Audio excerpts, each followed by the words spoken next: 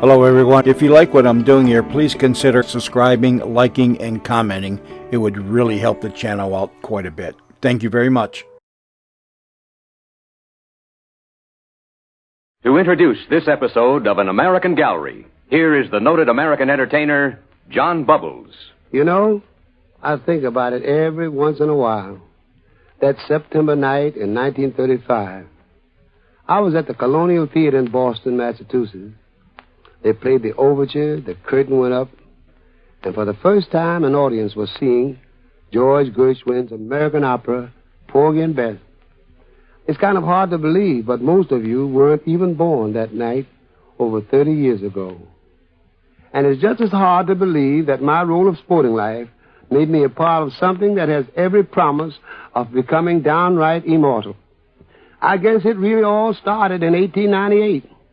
When a Jewish couple in Brooklyn named Morris and Rose Gershwin became the parents of a boy named George. Those folks didn't know an A-flat from a tenement flat. And yet their George grew up to be the genius who wrote the music for Porgy and Bess.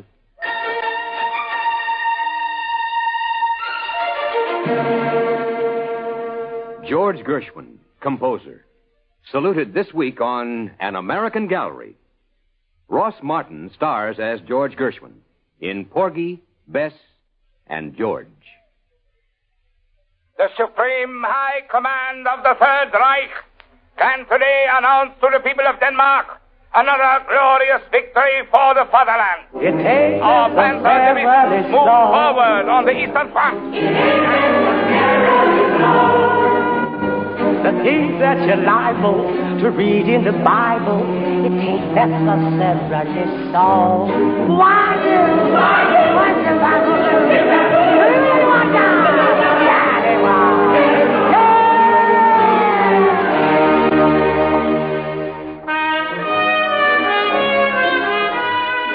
In 1943, during World War II, Porgy and Bess had its European premiere in Denmark. All of the 22 performances were sold out, and the critical and popular acclaim of the Danes was unstinting. This American folk opera became a symbol of Denmark's resistance to the Nazis. Each time the Nazis issued their victory communiques over the Danish radio, the underground cut in with their precious recording of one of the opera's most popular tunes. It ain't necessarily so. It ain't necessarily.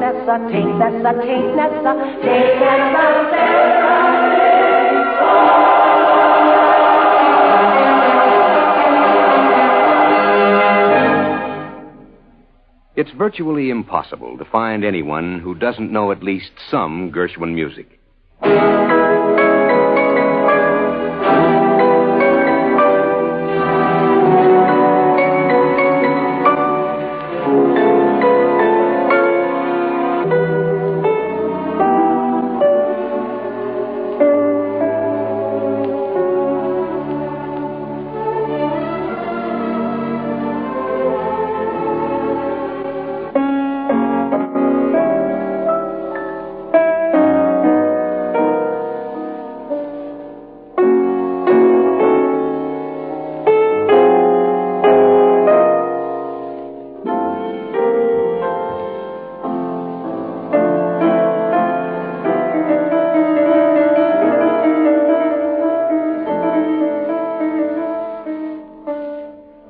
Not a day goes by without Gershwin's Rhapsody in Blue being played or performed somewhere.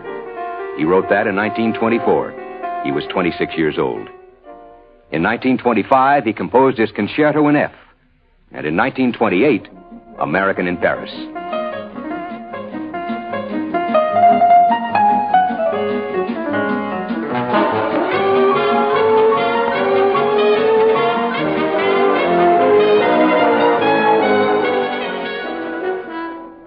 But for him, these were merely preludes to Porgy and Bess.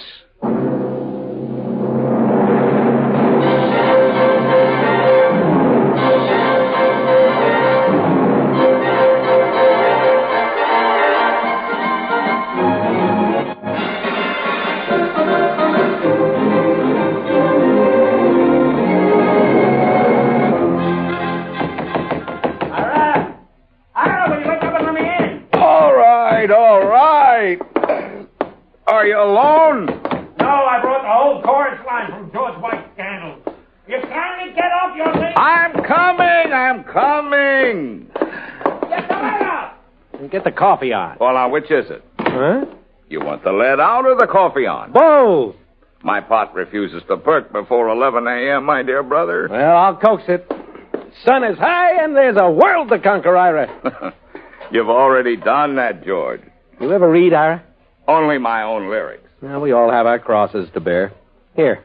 Hey, that's Mama's China you hit. You want to die before your time? That is DuBose Hayward's novel, Porgy. George, you gave me a copy of this about 4 years ago. I also told you then it was a perfect vehicle for my opera. How do you like this Victorian stove? With a match. Only composers can afford pilot lights. Here. Read it. Closed box before striking, manufactured by the Diamond Match Company. Not that. The book. I saw the play. 1927, remember? The Theater Guild produced Porgy. That's 5 years ago. Ira, this is a magnificent thing. Hayward has treated the Negro with dignity and intelligence. His characters aren't stereotypes out of Hollywood. They're real. My music, your lyrics, and Porgy can be an American opera that will endure. Your supreme accomplishment. Well, you said it, not me. George, you've known the work for 5 years. Did you have to wake me up? Because I just woke up. It just dawned on me. This is exactly the vehicle I've been looking for. The story of a Negro beggar from Catfish Row in Charleston? Yeah, I already wired Hayward. He owns the rights free and clear. Will you read it? George, you have a dozen other commitments. I always have a dozen other commitments, but this will be uppermost in my mind. The mood, the setting, the characters, they all have to move inside of me. And that's what has to happen with you. It takes time. This isn't Lady Be Good, Ira. It's an opera. All right. I'll read it. Finally. Arguing with you is like arguing with Mama. I never win. And I'm always glad.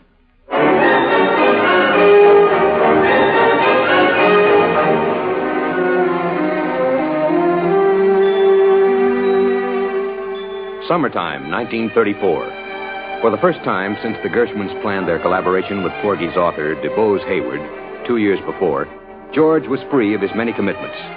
He packed his bags, grabbed the first train for South Carolina, and soon found himself heading for Hayward's summer home on Folly Island.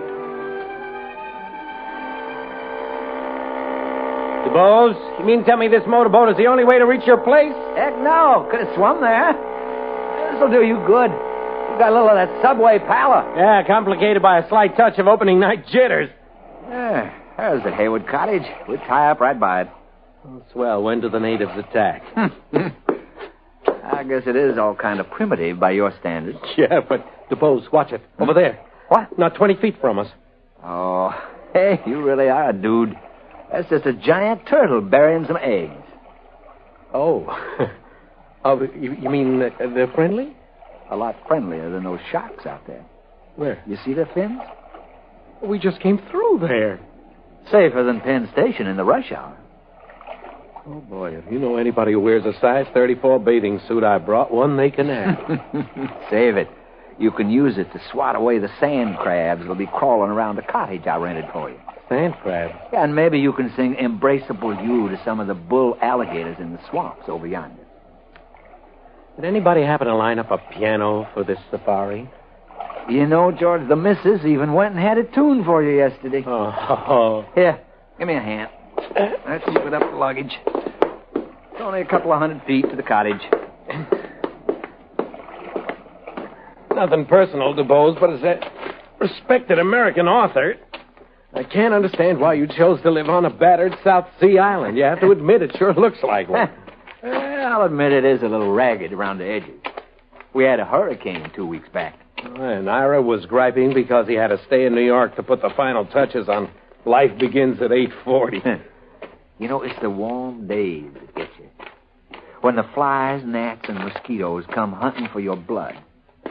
I hope you can compose with one hand, because you'll be scratching with the other. Listen, could we stop at your place, maybe, so I can phone my mother? She worries if I go south of 34th Street. Telephone? Mm-hmm. Not a single one on the whole island. You mean it's 10 miles through shark-infested waters to the nearest phone? Wonderful, isn't it? Oh. Yeah. Here we are. Your cottage. How do you like it, George? This place called Folly's Island or Devil's Island? 4 rooms. Running water? On this island, George, running water's the name of an Indian brave. We bring in our water in 5-gallon crocks from Charleston. Where's the closet? Right here. 4 nails? More, where those come from. Oh, thanks. You know, some folks say Jefferson Davis slept in that bed. Yeah, after he lost the war, no doubt. Here, come in here. There. Oh, I don't believe it. Try it.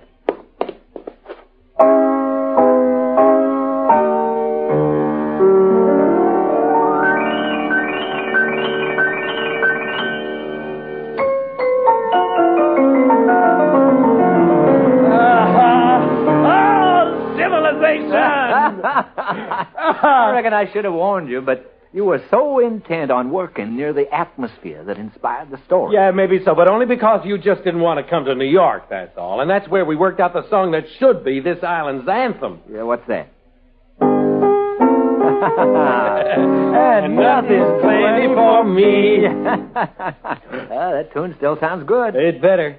If my music and your and Ira's lyrics won't hold up for 2 months, we're in trouble. How does that stuff look that I've been sending you? Every bit as good as I hoped. Ira thinks so, too. But does it bother him? Collaborating with me on the lyrics? Who, Ira? Oh, sweetest disposition this side of my father. Me, I have my mother's disposition. And nothing you've done bothers me. Except? Too much dialogue. Still? We're doing an opera, But DuBose. if the dialogue is fast-moving, cut to the bone, this will give the opera speed and tempo. The singing has to grow out of the action. Suppose your dialogue already sings. Look, I'll show you. Here, your manuscript. Go on, open it anywhere. Go ahead. Pick a line, any line. All right. Here. Hush, little baby, don't you cry. Oh, now that's too easy. Just listen. So hush, little baby, don't you cry. See? I believe the word is touche. Oh, yeah. Now, the opening of Act 2, where Jake sings with the fishnets. I love your lyric ideas, but the rhythm completely eludes me. Well, George, if you just imagine yourself at the oar of a boat. Oh, swell. I keep forgetting. All right, let's grab the lyric. We'll get in the boat. You'll start rowing, and you'll hear the rhythm. It take a long pull to get there. It take a long pull to get there. It take a long pull to get there. Oh, I like in the promised land. Except for Hayward's one short visit to New York the previous April, that summer was the first time the two men actually worked together. All their earlier work had been carried between New York and South Carolina by the United States mails. But now Gershwin was free of his numerous commitments, and work on the folk opera accelerated, often to the accompaniment of the alligators in the nearby swamp. Gershwin saw his 7-week stay on the South Carolina coast as an opportunity to observe the very people who were the principal characters in the folk opera. At every opportunity, he and Hayward visited the neighboring Negro communities.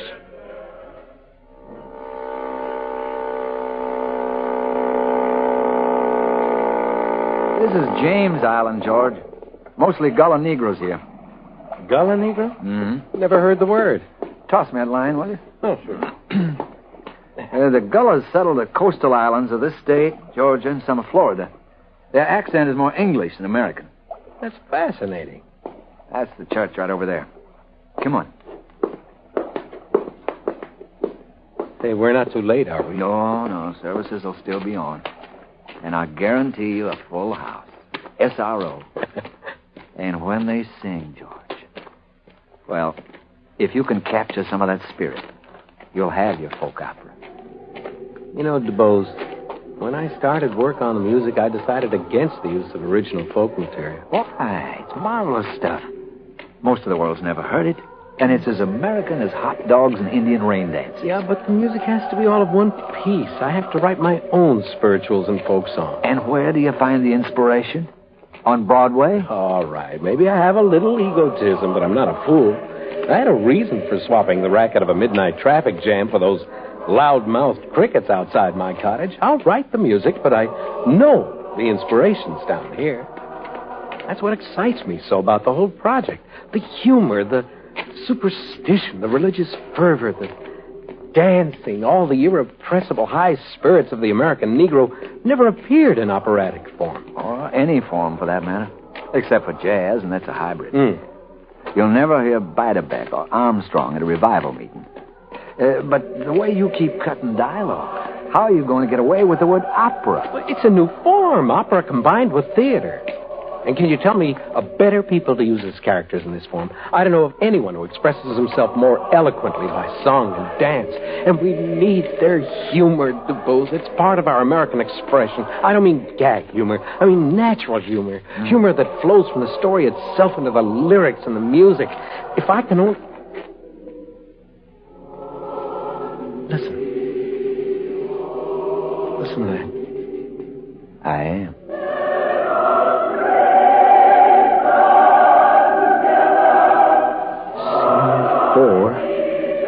In Act 2. You wanted to open that with a prayer.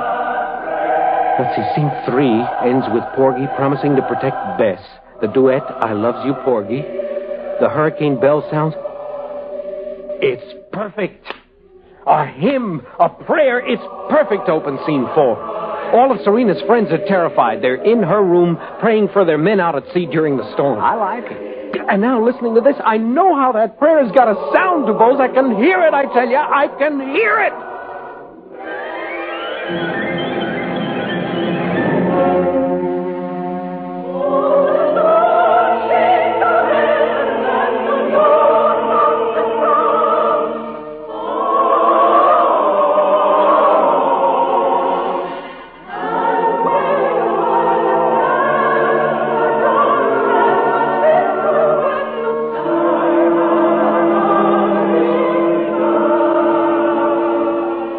Summertime 1934 flew by for Gershwin. He completed most of the monumental score in the 42 days he spent with DuBose Hayward. He had faith in the work.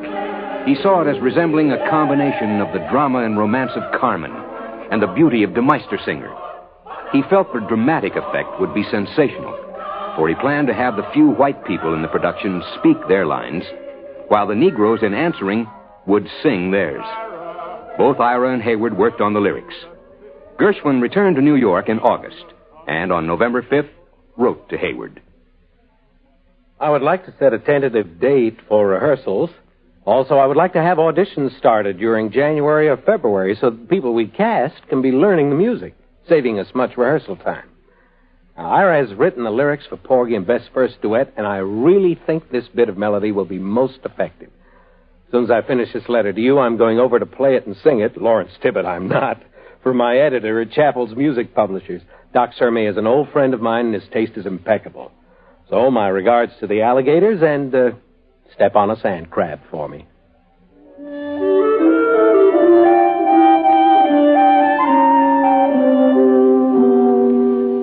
George, you know why you came to see me? Please, no philosophy. I need a reaction. A drink? No, thanks, just a piano. I have more pianos than Minsky has girls. Come. You know, I think I've done something really good, Doc. That's why you've come. What? For all your ego, which your success entitles you to, you're not as confident as you'd pretend. What are you talking about? I just said it's good. You think you've done something good, remember? Doc, you're losing me. I'm simply saying that your talent is so great because you never forget that without the favorable opinions of others, talent can't exist. The greatest acts in the world would be nothing without applause. Doc, you're getting old. Deny it. You came for my approval, my applause. You're crazy. Porgy's going to be great. Aha, then why are you here? My piano's out of tune, okay? Okay. Okay, go ahead. What have you got, play? Well, it's the first duet between Porgy and Bess. Now, Ira did the lyrics. I'll do Porgy's part first, and then Bess's. Good.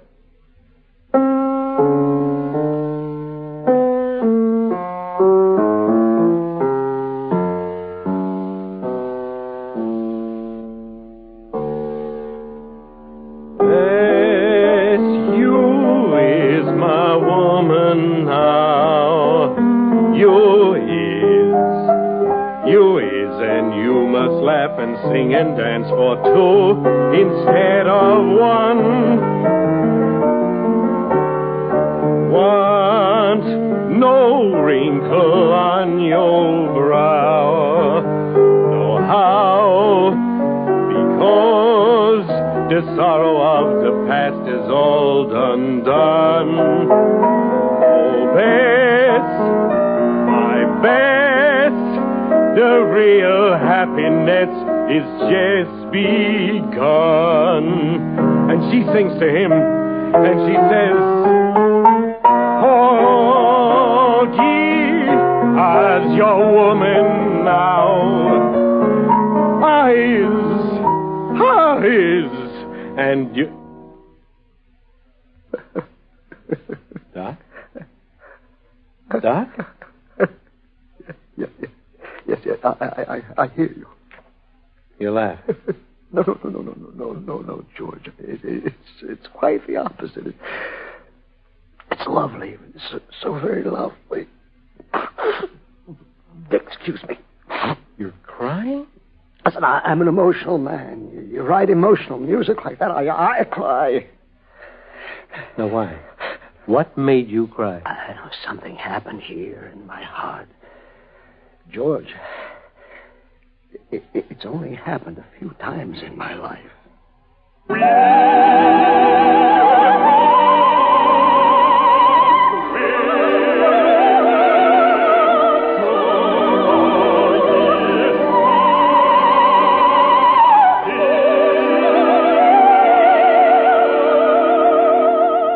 After the traditional Boston tryout, Porgy and Bess opened in New York 2 weeks later, October 10th, 1935.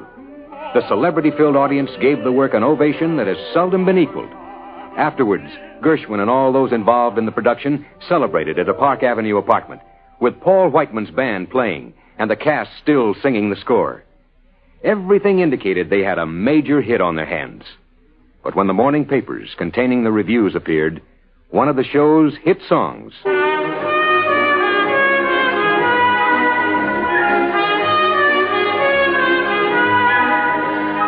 proved tragically prophetic.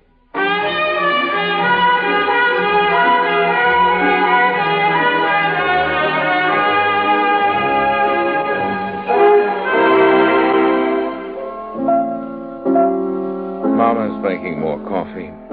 Yeah, listen to this one. Porgy and Bess does not utilize all the resources of the operatic composer. That's gentler than the one I'm reading. Yeah. Such surefire rubbish as the duet between Porgy and Bess. How the composer could stoop to... Well, y'all get the idea. Yeah. It is crooked folklore and halfway opera. A crippled work. You know, gentlemen, you're all reading the music critics. I'm sitting here reading one of the drama critics. More pans? This one says, I quote, Mr. Gershwin has contributed something glorious to the spirit of Haywood's community legend. It contains some of the loveliest music he has written. Let me see that.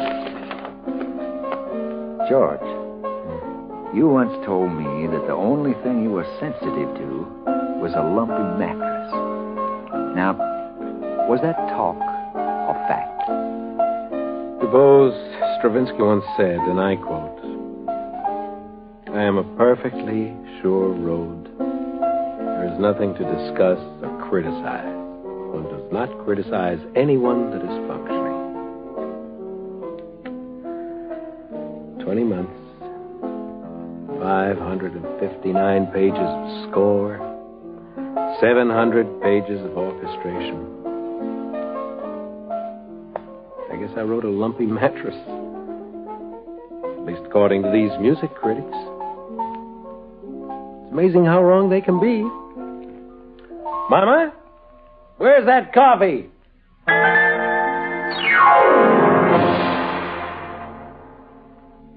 With George Gershwin, it was never truly a matter of ego.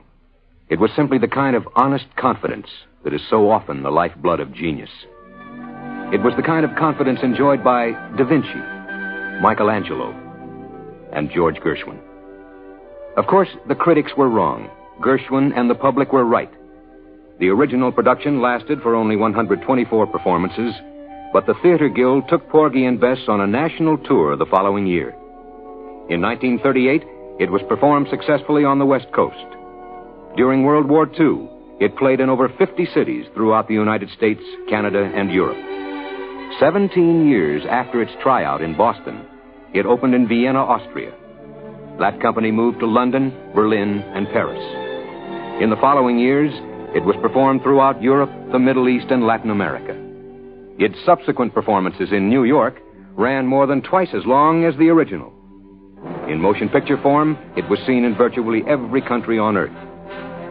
Of its foreign tours, sponsored by the United States State Department, it has been said, our country has not had a better advertisement than the Porgy and Bess troupe. Anytime, anywhere.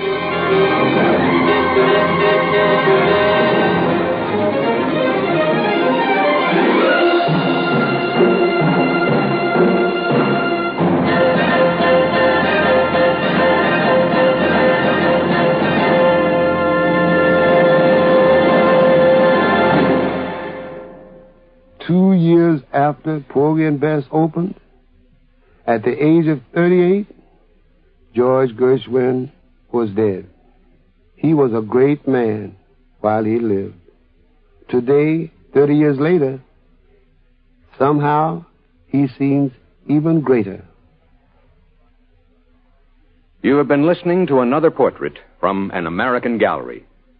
Today, Ross Martin was starred as George Gershwin, composer, in Porgy, Bess, and George. Featured in the cast were Marvin Miller, Olin Soule, and Lou Krugman. Sound patterns by Gene Twombly. Ernie Hughes was the pianist. Porgy, Bess, and George was written by Robert M. Young, produced and directed by William Lally. Art Ballinger speaking. This is the United States Armed Forces Radio Service.